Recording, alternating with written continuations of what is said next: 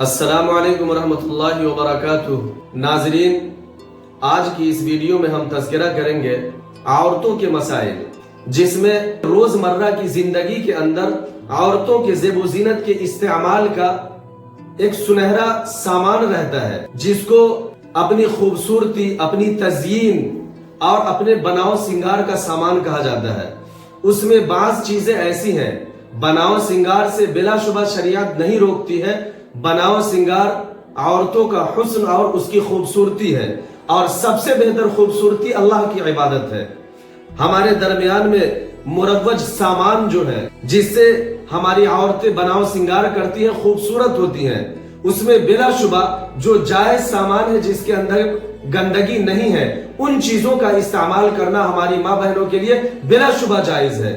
شریعت نے اجازت دی ہے، آپ استعمال کر سکتی ہیں، لیکن کچھ چیزیں ایسی ہیں جن کے استعمال سے آپ کو ایک دقت لاحق ہوگی۔ ان سب چیزوں کا استعمال ویسے تو بہتر نہیں ہے، لیکن شریعت نے گنجائش اور اجازت دی ہے، کی جا سکتی ہے۔ اس میں ایک چیز آتا ہے ناخن پالش کا۔ ناخن پالش کی چیز اگر ناخن پر استعمال کر لیا جائے تو کیا اس عورت کا، اگر وہ وضو کرنے جائیں گی تو وضو ہوگا یا نہیں ہوگا، نماز ہوگی یا نہیں ہوگی، یہ بات کی چیز ہے، کیونکہ وضو شرط ہے، نماز مشروط ہے۔ وضو ہوگا تب آپ کی نماز ہوگی، ورنہ نہیں ہو سکتی۔ اب مسئلہ یہ ہے کہ کوئی عورت ناخن پالش لگا لے اور ناخن پالش لگانے کے بعد وضو کرنے جائے تو کیا اس کا وضو ہوگا؟ ماں بہنیں، ہماری عزت دار خواتین، خاص طور پر یاد رکھنا کہ فقہ نے اس کی اجازت نہیں دی ہے کہ آپ ناخن پالش لگا کر کے وضو کرنے جائیں تو آپ کا وضو ہو جائے گا، ایسا نہیں ہے، آپ کا وضو نہیں ہو سکتا۔ اس کی وجہ اور اس کی علت یہ ہے کہ ناخن پالش جب آپ اپنے ناخن پہ لگائیں گی تو وہ اس کے اندر ایک جسم اور جرم ہوتا ہے، اس پر ایک لیپ ہوگا جو ناخن پر چڑھ جائے گا، اور ناخن یہ ایک جسم کا حصہ ہے اور خصوصاً اعضائے وضو کا حصہ ہے۔ وضو کے فرائض 4 ہیں، آپ کو معلوم ہوں گے۔ چہرے کا دھلنا، کہنیوں سمیت دونوں ہاتھ دھلنا، چوتھائی سر کا مسح کرنا اور ٹخنے سمیت دونوں پاؤں کا دھلنا۔ لہذا کہنی سمیت جب دونوں ہاتھ دھلیں گے اس میں ناخن آئے گا۔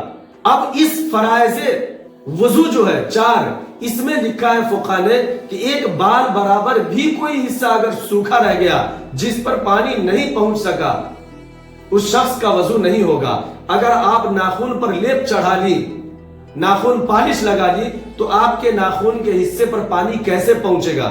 لہٰذا آپ کا وضو نہیں ہوگا۔ اگر کوئی عورت ہماری اس ناخن پالش کو لگا کر جب سے لگائی ہے اس وقت سے لے کر جب تک کہ اتر نہ جائے، اس کے درمیان میں جتنی نمازیں پڑھی ہوں گی ان کی نمازوں کا اعادہ کرنا، اس کا لوٹانا اس کے ذمہ لازم ہے، ورنہ گنہگار ہوں گی۔ فقہ نے تو یہاں تک لکھا کہ اگر آٹا گوندھ رہی ہے اور پھر اس کے بعد وضو کرنے جائے اور اس کے ناخن پر آٹا لگا ہوا ہو، آٹا لگا ہوا ہونے کی حالت میں اس عورت کا وضو نہیں ہوگا، جبکہ وہ ہلکی چیز ہے، اکھاڑا جا سکتا ہے آسانی کے ساتھ۔ فقہ نے وہاں بھی وضو نہ ہونے کی بات کہی ہے، پھر ناخن پالش لگا کر وضو ہو جائے، اس کی اجازت کیسے مل سکتی ہے؟ لہٰذا اس سے بچا جائے۔ اسی طریقے سے ایک مسئلہ یہ آتا بھی ہے اور عام طور پر ہماری خواتین پوچھتی بھی ہے کہ اگر کوئی عورت وضو کر رہی ہے، وضو کرتے ہوئے چہرے سے اگر کپڑا کھسک گیا، دوپٹہ اتر گیا، تو کیا ایسی عورت کا وضو ہوگا؟ تو اس مسئلے کو خاص طور پر یاد رکھیں کہ ایسی عورت کا وضو ہو جائے گا، بلا شبہ ہو جائے گا۔